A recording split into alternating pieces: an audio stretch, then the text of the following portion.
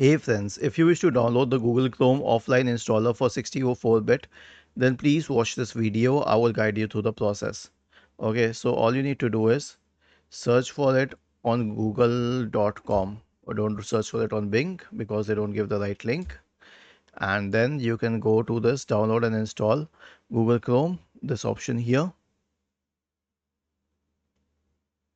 Okay, and then you will have to pick the installation file.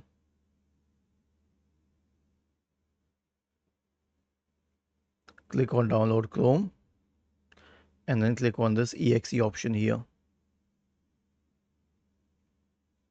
And it will start installing Google Chrome through the offline installer. Was this helpful? If yes, then please subscribe to the channel. If not, then let us know in the comment section of the video on how we could help you further. Thank you for watching this video and have a nice day.